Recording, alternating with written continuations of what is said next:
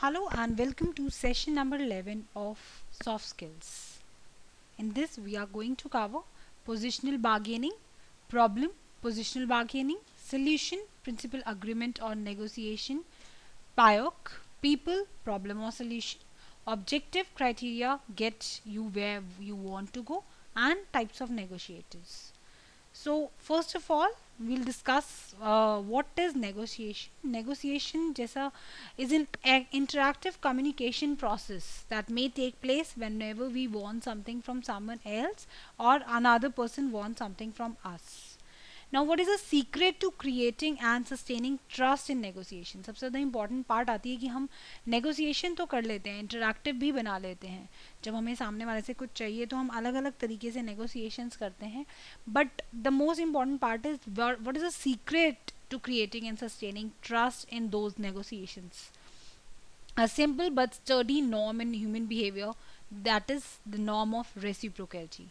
Reciprocity is it's a study simple but steady norm जो हम normally human behavior में देखते हैं कि human generally reciprocate करते हैं. Boiling down to its essence, the norm of reciprocity in negotiation amounts to a simple 3-step code of conduct. इसमें 3 steps रहते हैं. वो क्या है? First, you should always be trustworthy. सबसे पहले इंपॉर्टेंट बात आती है आपको ट्रस्टवर्दी होना ज़रूरी है, रिलायबल होना ज़रूरी है. Secondly, you should be fair to those who are fair to you. आपको ये समझना चाहिए जो आपके साथ फेयर हैं आपको भी उनके साथ फेयर रहना है. thirdly, you should let others know what about it when you think that they have treated you unfairly. अगर आपको लगता है कि सामने वाले आपको अनफेयर ट्रीटमेंट दे रहे हैं और ऐसा लगता है तो आपको ये उन्हें बता देना चाहिए. You should let others know about it when you think they have treated you unfair. Unfair treatment left unnoticed or unrequited breeds exploitation followed by resentment and the ultimate collapse of the relationship. इन्हीं वजह से हमने देखा है कि जब unfair treatment होता है एक साइड से, एक पार्टी दूसरी पार्टी को अनफेयर ट्रीटमेंट करती है तो बहुत बार सेकंड पार्टी जो है वो कुछ कहे बिना वहाँ से लीव कर देती है या just they lose that negotiation give in कर देते हैं. But it sometimes left unnoticed और अनरिक्वेटेड जिसकी वजह से काफ़ी बार ये देखा गया है कि एक्सप्लॉयटेशन भी होता है and it is followed by resentment by one party and it ultimately leads to collapse of the relationship. ये सब चीज़ें ना हो बीच में, हमें ये समझना चाहिए कि हमें बार्गेन करना कैसे है. We need to understand the positional bargaining. Generosity begets generosity. Obviously हमें ये फंडा समझना चाहिए कि जेनरॉसिटी से ही जेनरॉसिटी हमें वापस मिलेगी. And fairness begets fairness. Unfairness ought to beget a firm response. हो सकता है कि अनफेयरनेस से फर्म रिस्पॉन्स मिल जाए. That's the norm of reciprocity in relationships. Always take terms, always you make a move, wait until the other party reciprocates before you move again. तो ये फंडा आपको समझना चाहिए for the positional bargaining.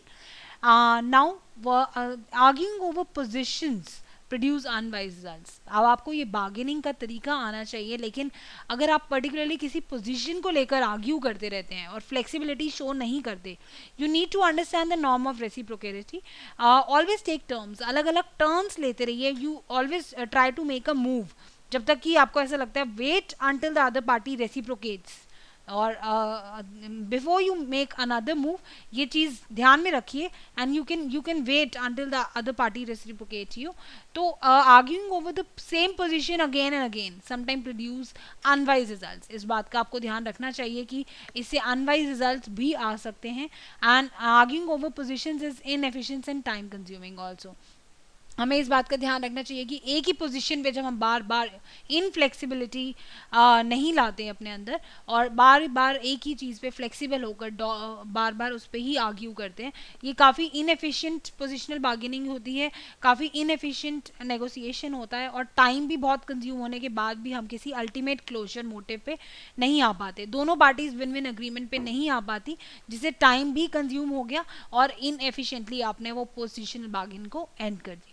आर्गिंग over positions and dangers and ongoing relationship, इसका भी खतरा बना रहता है क्योंकि जो रिलेशनशिप बन रहे हैं अगर आप दोनों ही पार्टीज विन विन सिचुएशन पे नहीं आती हैं, दोनों ही खुश नहीं हो पाते हैं लास्ट स्टेप पे, क्लोजर स्टेप पे, तो ऐसा होता है कि ऑनगोइंग रिलेशनशिप में भी एंडेंजर्ड हो जाता है. वहाँ पे ऑनगोइंग रिलेशनशिप में खतरे में आ जाती हैं. ना पोजिशनल बार्गेनिंग और भी ज़्यादा कॉम्प्लेक्स हो जाती है उस केस में जब दो से ज़्यादा पार्टीज इन्वॉल्व हों, क्योंकि सभी पार्टीज अपने हिसाब से बार्गेनिंग करने में लगी रहती हैं।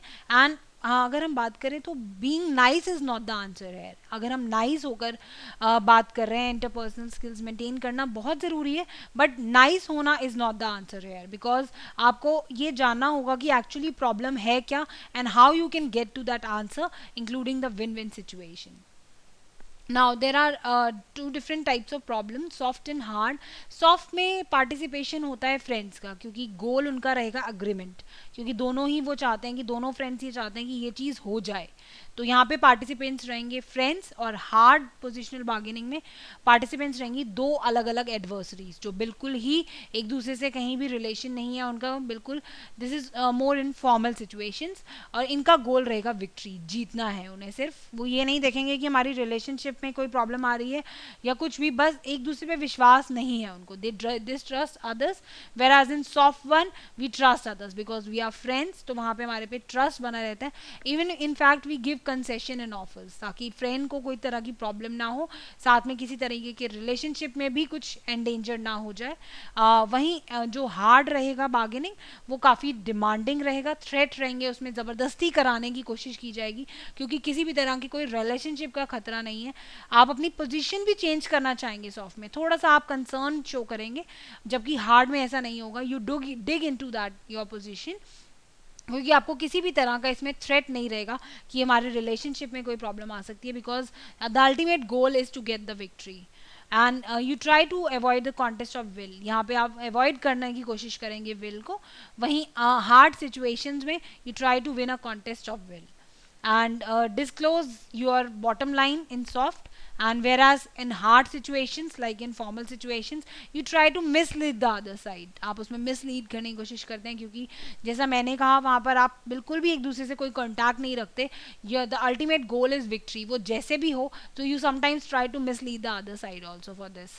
Search for the single answer and soft में हम देखते हैं कि दोनों ही एक्सेप्ट कर ले, विन विन सिचुएशन हम चाहते हैं आ जाए, दोनों ही एक सिंगल आंसर को देखेंगे। And in hard situations you search for the single answer, the one you will accept, आप वहाँ देखेंगे जो आपको एक्सेप्ट कर पा रहे हैं आप उसी को अपनाएंगे। वहीं सॉफ्ट में आप दोनों का ध्यान रखते हुए जो दोनों को एक्सेप्ट कर रहे हो उन्हें अपनाना चाहेंगे। तो सॉफ्ट एंड हार्ड में थोड़ा सा यहाँ फ़र्क आ जाता है, और कैसे ये प्रॉब्लम बन जाती है positional bargaining, now you can understand. Now the solution to this principal agreement or negotiation, इस principal agreement में आने के लिए या negotiation करते टाइम हमारा solution क्या रहता है? हमें participants are problem solvers, क्योंकि participants जो हैं उनको खुद को ही problem solve करनी है। ये बात का हमेशा ध्यान रखना चाहिए कि हम जो भी problems दे रहे हैं उसको कोई और आकर solve नहीं करेगा, हमें खुद ही वो problem solve करनी है।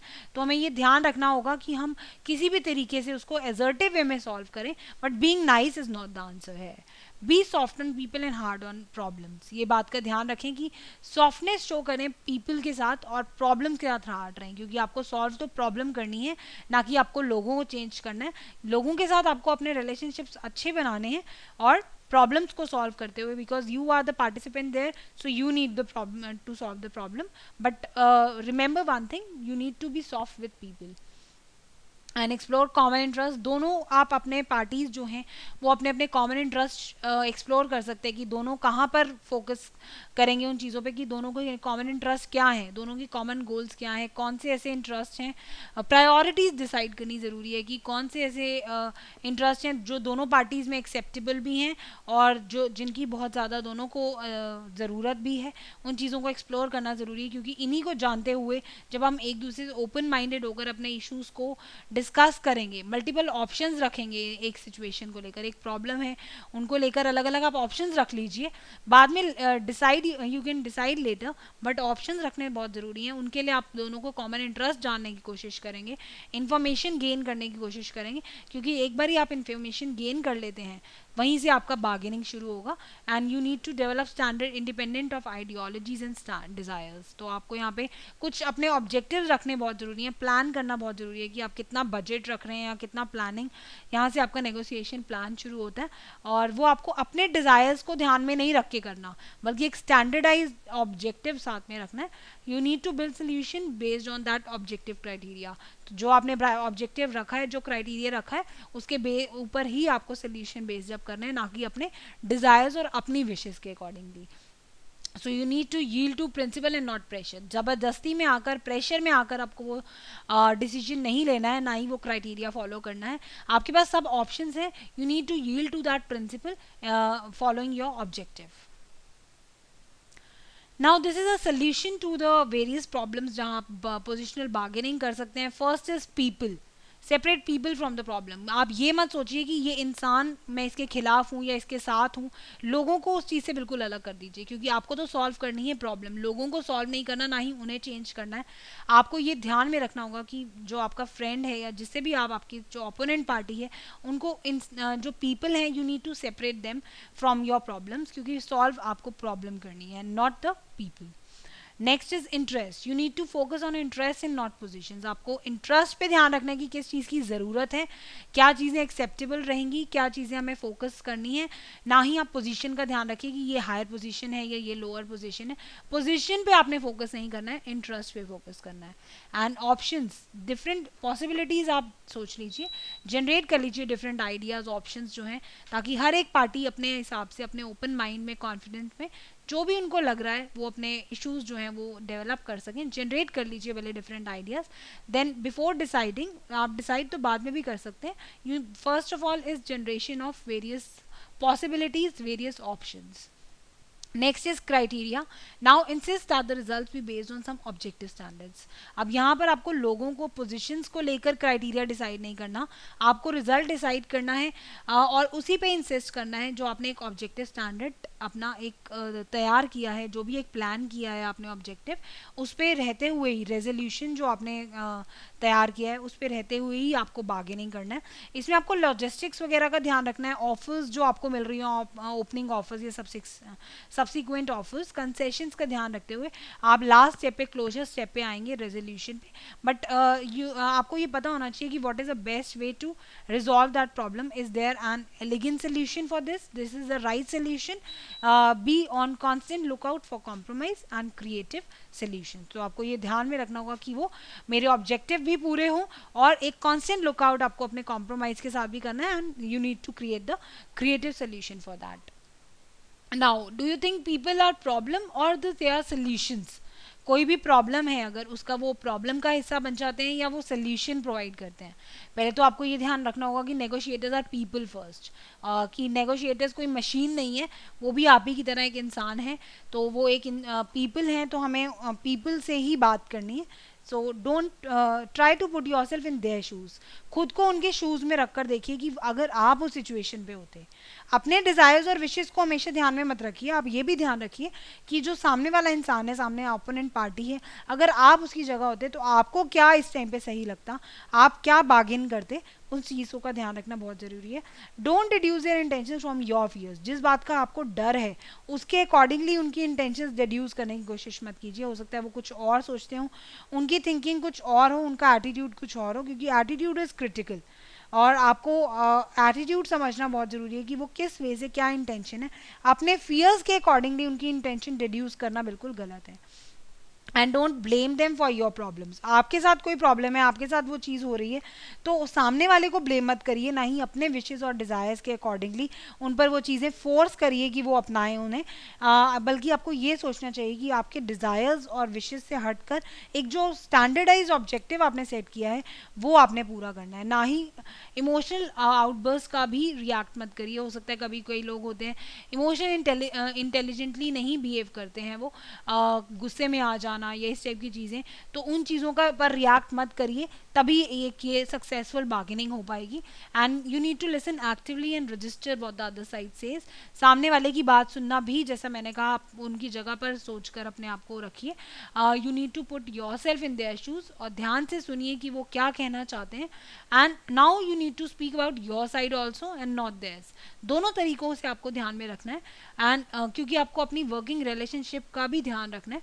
And you need to build that long term relationship, you need to fight the problem and not the people. ये हमेशा ध्यान रखिए कि इन सब चीज़ों को ध्यान में रखते हुए आपको प्रॉब्लम का सोल्यूशन निकालना है, ना ही पीपल का.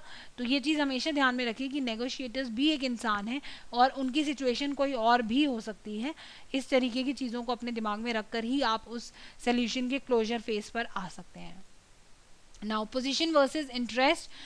इंटरेस्ट जो है वो प्रॉब्लम और सोल्यूशन को डिफाइन करेंगी, ना ही पोजीशन को. अगर आपका आप ये देखिए, आपके विशेस पर मत जाइए आप कि आपका क्या विशेस है. आप ये भी देखिए कि क्या इंटरेस्ट आपके वो जो प्रायोरिटीज़ हैं वो एक्सेप्टेबल है भी या नहीं है. प्रॉब्लम और सोल्यूशन इससे डिफाइन हो भी पा रहा है या नहीं हो पा रहा है.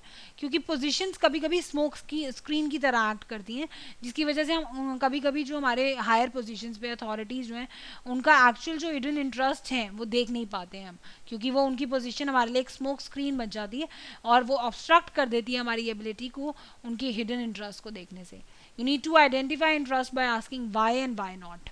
आपको इंटरेस्ट भी अपने आइडेंटिफाई कर लेने चाहिए कि आपको क्या चाहिए क्या नहीं चाहिए. वाई और वाई नॉट का आंसर आपको मिल जाना चाहिए if you are going for positional bargaining.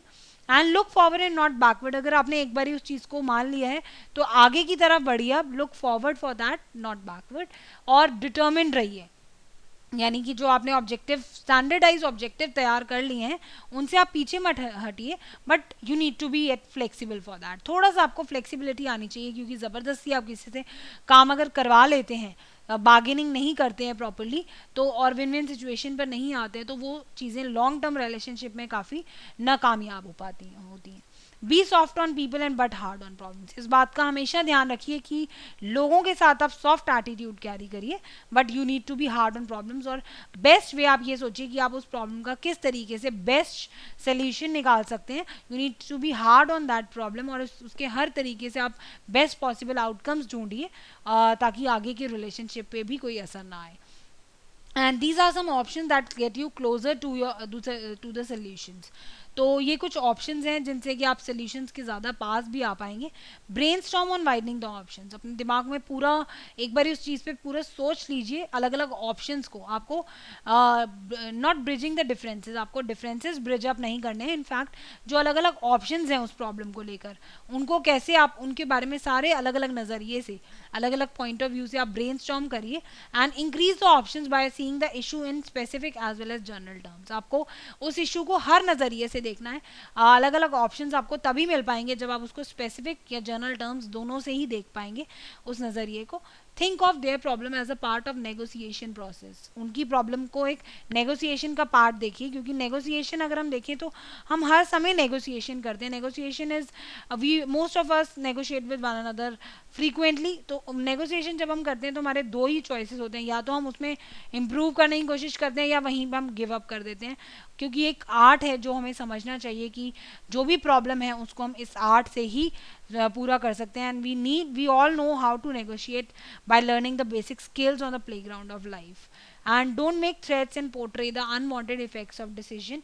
आपको थ्रेट्स नहीं करने, ज़बरदस्ती फोर्सिंग वे में आपको अनवांटेड इफेक्ट्स का डिसीजन नहीं लेना है, बल्कि दोनों पार्टीज को ओपन माइंडेड कॉन्फिडेंस के साथ आप जब दोनों खुश होंगे उस डिसीजन को लेकर, तभी वो डिसीजन ज़्यादा लंबे समय तक चलेगा. और अग्रीमेंट जो है वो आपका डिफरेंट इंटेंसिटीज़ और स्ट्रेंथ से होना चाहिए, क्योंकि इससे आपके ऑप्शंस कहीं बढ़ जाते हैं. और जब अलग अलग ऑप्शंस होंगे आपके पास, तो दोनों पार्टीज़ के जो कॉमन मोटिव्स हैं, कॉमन गोल्स हैं, उन पर आप आकर उस सिचुएशन को क्लोज कर सकते हैं. Now objective criteria gets you where you want to go. अब ऑब्जेक्टिव क्राइटेरिया जो है आपको बताएगा कि आपको कहाँ जाना है. Actually try searching for existing rules और guidelines for finding the solution. ये नहीं कि जो आपकी प्रॉब्लम है आप उसका सोल्यूशन ढूंढने से के लिए जो एग्जिस्टिंग रूल्स हैं या गाइडलाइंस हैं उनसे भी बाहर चले जाएं. No, you need to find the solutions within the rules and regulations. उन्हीं गाइडलाइंस को फॉलो करते हुए ही आपको जनरल और स्पेसिफिक टर्म्स में उसका सोल्यूशन ढूंढना है, ना कि आपको उसमें से बाहर आना है. रूल्स रेगुलेशंस को आपको ब्रेक नहीं करना है. Now you need to be just and considerate on the other side needs for a fair solution. अगर आप दूसरे की, सामने वाले ओपोनेंट पार्टी की नीड्स को नहीं समझ पाएंगे, अगर आप खुद को उनके शूज़ में नहीं डाल पाएंगे, तब तक आप फेयर सोल्यूशन नहीं ले पाएंगे, क्योंकि आपको थोड़ा सा जस्ट होना पड़ेगा, यहाँ पे कंसिडरेट होना पड़ेगा ताकि एक फेयर सोल्यूशन ले सके। क्योंकि ऐसा ना हो कि आप अपने तो बेनिफिट के बारे में सोच लें और सामने वाला जो ओपोनेंट है वो बेचारा नुकसान में चला जाए। तो थोड़ा सा आपको यहाँ पर जस्ट और कंसिडरेट भी होना पड़ेगा और रीजंस का ध्यान रखें, ओपन रहें रीजंस को लेकर, क्योंकि हो सकता है जो सामने वाले की प्रॉब्लम है वो आपको अपना एक्सप्लेन करना चाहेगा कि मुझे ये प्रॉब्लम है। ओपन माइंडेड होना इसके लिए बहुत ज़रूरी है। ज़बरदस्ती आप कुछ भी नहीं करा सकते। Never yield to pressure, only to principles पर आप आगे चलिए, नेवर यील्ड टू प्रेशर्स, क्योंकि प्रेशर जो है वो कभी भी लॉन्ग टर्म रिलेशनशिप्स नहीं बिल्ड कर पाते हैं। Now there are some special conditions also, जब सामने वाली साइड काफ़ी पावरफुल हो या सामने वाली साइड जो ओपोनेंट पार्टी आपकी नेगोशिएट करने के लिए तैयार नहीं है या वो कुछ गलत चीज़ों का इस्तेमाल कर रहे हैं, ट्रिक्स इस्तेमाल कर रहे हैं, तो इन केसेस में नेगोशिएशन जो है, पोजिशनल बार्गेनिंग कभी भी सक्सेसफुल नहीं हो पाएगी और वो इनइफेक्टिव साबित हो जाएगी। Now there are different types of negotiators actually, different तरीके रहते हैं लोगों के। कुछ लोग तो इसमें मास्टर होते हैं, क्योंकि वो किसी भी उनके अंदर एक ये बॉर्न नेचुरली एक गिफ्टेड एक स्किल होता है जो वो बॉर्न होते हैं इन सब चीज़ों के साथ। ये एक बहुत इंपॉर्टेंट स्किल है। Most people simply don't know how to negotiate, because कई बार ऐसा होता है कि our parents don't teach us how to negotiate, probably because their parents didn't teach them how to negotiate. But ये हमें ध्यान ज़रूर रखना चाहिए कि negotiating is a vital skill and we are taught nothing about it in school. हमें schools वगैरह में भी इसके बारे में स्कूल नहीं समझाया जाता, बट ये बात हमें हमेशा ध्यान में रखनी चाहिए कि ये एक बहुत इंपॉर्टेंट स्किल है। And that leads to the second reason, there are so few negotiators, people don't think it's possible to learn how to become one. कई लोग तो सोचते ही रह जाते हैं कि कैसे हम एक स्मार्ट कन्विंसिंग नेगोशिएटर बन पाएँ ताकि सामने वाले को इन्फ्लुएंस कर पाएँ। Since we are not taught to how to negotiate, we just assume it cannot be taught. तो हम ये सोच लेते हैं कि ये पढ़ाया ही नहीं जा सकता। And but I believe most powerful and the reason is fear. हम डरते हैं ये करने से, तभी हम इन सब चीज़ों को अडॉप्ट नहीं करते हैं। But we can all improve our skills as negotiators, but how? Actually दो टाइप के इंडिविजुअल्स हो पाते हैं इसमें, मास्टर नेगोशिएटर और novice negotiator. Master negotiator is not someone who works miracles. ऐसा नहीं है मास्टर, जैसा आप नाम से समझ पा रहे हैं, मास्टर मतलब कि वो इन सब चीज़ों पे मास्टर है। And he is not someone who work miracles. ऐसा नहीं है कि वो जादू कर लेता है, कुछ मिरेकल्स नहीं है। He can pull off remarkable swindles और हिप्नोटाइज हिज और her opponents into barking like dogs and doing other things that they would not ordinarily do. वो ऐसा करने के लिए उन्हें राज़ी कर लेता है, या आप कहें तो हम इनको सिंपलर टर्म्स में कह सकते हैं कि हिप्नोटाइज ही कर लेता है, जो आज तक वो कभी नहीं माने करने के लिए, उन्हें वो करने के लिए इन्फ्लुएंस कर लेता है। तो master negotiator is simply demonstratively better than the other negotiators, क्योंकि इसके अंदर वो स्किल है जो बाकियों में नहीं होता। But these are very obvious skills. While he may not walk on water, he'll consistently get the best deal possible under the circumstances. ऐसा नहीं है कि वो जानता है कि पानी पर कैसे चलना है, but he know how to crack that deal, and he wants to go for that deal possible under any circumstances. On occasions, perhaps even frequently, he will get remarkably good results. और वो बहुत बार ऐसा होता है, या हम कहें most of the situations में रिमार्केबली गुड रिजल्ट्स पर पहुंच जाते हैं बिकॉज ऑफ दो स्किल्स। तो हमें ये समझना चाहिए, हमें डिफरेंट टाइप ऑफ नेगोशिएटर्स रहते हैं। फर्स्ट इज पावरफुल, ये है कुछ मास्टर नेगोशिएटर्स जो पावरफुल रहते हैं और need for protection from making an argument that you ought to reject, उनको पता होता है कि आप क्या रिजेक्ट कर देते हैं, and you need to fully utilise your assets for suitable agreement. Master negotiator यही करते हैं कि वो अपने पूरे एसेट्स का इस्तेमाल करते हैं। आपको पता है कि आप ये अग्रीमेंट नहीं कर पाएंगे, ओपोनेंट पार्टी इस टाइप का अग्रीमेंट नहीं करेगी, और वो और the opponent party ought to reject that deal, but वो अपने पूरे एसेट्स का इस्तेमाल करते हुए उस सूटेबल एग्रीमेंट तक उनको ज़रूर लेकर आएंगे। और वो इसके लिए क्या करेंगे कि एक बॉटम लाइन क्रिएट करेंगे, एक ऐसी बॉटम लाइन जो वो उन्हें ऐसी चॉइस देंगे, वो इतनी सोची समझी एक well thought out bottom line होगी जिसके आगे कुछ और नेगोशिएट हो ही नहीं पाएगा। तो इस तरीके की एक वो फॉल्स बॉटम लाइन भी बनाएंगे जो अगर टूट गई तो इस टाइम फॉर सेल्फ असेसमेंट, आप खुद को सेल्फ असेस करेंगे। और लेकिन उन्हें एक ये फंडा मालूम होता है कि they need to negotiate on principle, pressure से वो कभी भी नेगोशिएट नहीं करते, प्रिंसिपल से नेगोशिएट करते हैं, चाहे वो टायरसम हो, but because otherwise it may not be a fair agreement. अगर वो जानते हैं कि अगर हम प्रिंसिपल से नेगोशिएट नहीं करेंगे तो ये कभी भी फेयर एग्रीमेंट नहीं होगा और वो कभी भी रिमार्केबली गुड रिजल्ट्स में नहीं पहुंच पाएंगे। तो पावरफुल नेगोशिएटर्स बहुत ही मास्टर नेगोशिएटर्स होते हैं who know about the flexibility and different aspects कि कैसे ये रूल्स फॉलो करने हैं, ताकि एक अपने फेयर एग्रीमेंट पर वो आ सकें और पूरे सूटेबल एग्रीमेंट से सामने वाले को अग्री कर सकें, इन्फ्लुएंस कर सकें। पोजिशनल नेगोशिएटर्स जो होते हैं they refuse to react to positional bargainers, वो मना कर देते हैं, किसी भी तरह की पोजिशनल बार्गेनिंग पर रिएक्ट नहीं करते हैं। They don't attack their positions, बल्कि एक उसे पॉसिबल सोल्यूशन समझते हैं कि हम हायर पोजीशन पे हैं तो उनके पास ये सोल्यूशन है कि इसको कैसे करना है, फोर्स वे में करना है। इनफैक्ट दे इनवाइट क्रिटिसिजम्स, वो डिफेंड नहीं करते हैं आइडियाज़ को, इनफैक्ट क्रिटिसिज्म को इनवाइट करते हैं और ज़्यादा, क्योंकि उन्हें लगता है कि this is the excellent way to understand their interest. They don't react to any personal attacks, किसी का कोई गुस्सा है कुछ भी पर्सनल अटैक्स पे रिएक्ट नहीं करते। Let the other side went out their anger, वो सोचते हैं कि सामने वाले को कुछ भी गुस्सा आ रहा है, they want their things to be done, वो जो चाहते हैं वो अपना बार्गेनिंग कुछ भी नहीं करते हैं। उनको लगता है कि सामने वाले को जो भी गुस्सा आ रहा है, let the other side went out their anger and sober side is good for fair negotiations.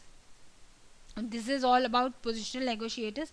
Now hard negotiators. Now hard negotiators वो होते हैं जो कहीं से भी extreme demands रखते हैं और वो कहीं से भी negotiate करने में हमेशा refuse कर देते हैं। They delay tactics, lock in tactics, changing objectives are all attributes of hard bargainers. Hard bargainers कभी भी अपनी जगह से हिलते नहीं है, कहीं से भी अपने objectives हमें set करने ज़रूरी है, उनके ऊपर determined होना ज़रूरी है, but we need to be a little bit flexible also. But वो कुछ ऐसे डिमांड्स रखते हैं और बिल्कुल मना कर देते हैं सामने वाले ओपोनेंट पार्टी को अपने पोजीशन को लेकर या किसी भी सिचुएशन को लेकर कहीं भी ट्रिक्स को इस्तेमाल करके वो अपना अग्रीमेंट करना चाहते हैं, अपनी बात को रखना चाहते हैं और रिफ्यूज़ कर देते हैं किसी भी तरह से नेगोशिएट करने में। और आपको शायद हो सकता है इसके लिए वो रॉन्ग टैक्टिक्स भी यूज़ करें, रॉन्ग फैक्ट्स से and show authority to decide, in reality में show this to know your expectations also. और वो कभी कभी साइकोलॉजिकल वॉरफेयर, मतलब कि साइकोलॉजिकली भी आपको वो कभी कभी इमोशनली भी आपको रॉन्ग रास्ते पर ले जा सकते हैं, रॉन्ग फैक्ट्स आपको शो कर सकते हैं to wean you down so that you take an agreement which you have rejected in the normal atmosphere. वो आपको ऐसे साइकोलॉजिकल आपका माइंडसेट ऐसा बना देंगे कि आप वो एग्रीमेंट को अडॉप्ट कर ही लोगे, जो अगर नॉर्मल एटमॉस्फेयर होता तो आप उसको रिजेक्ट कर देते, बट वो आपका माइंडसेट इस तरीके से ले जाते हैं, साइकोलॉजिकल वॉरफेयर करते हैं to wean you down at that point of agreement. इसका सोल्यूशन क्या रहता है? पायोक, जो हमने अभी पढ़ा कि people interest and you need to understand that you need to negotiate on principle and not under pressure. Make the other side understand this clearly. They also fear losing an opportunity. आपको principles पे करना है, pressure पे नहीं करना, ये हमेशा याद रखिए, क्योंकि सामने वाले को भी समझना बहुत ज़रूरी है, उसकी needs, उसके interest, और वो negotiation ही successful negotiation कहलाता है, जहाँ पे दोनों parties win-win situation पर आकर एक दूसरे के साथ negotiate करती हैं और दोनों parties खुश हैं जो agreement हुआ है। अदरवाइज ये long term negotiation नहीं हो पाएगा और सामने वाले को हमेशा जैसे ही कोई और अपॉर्चुनिटी मिलेगी वो उस अग्रीमेंट से बाहर आ जाएगा। Now do it yourself. What is PIOC and what are the various types of negotiators? Thank you.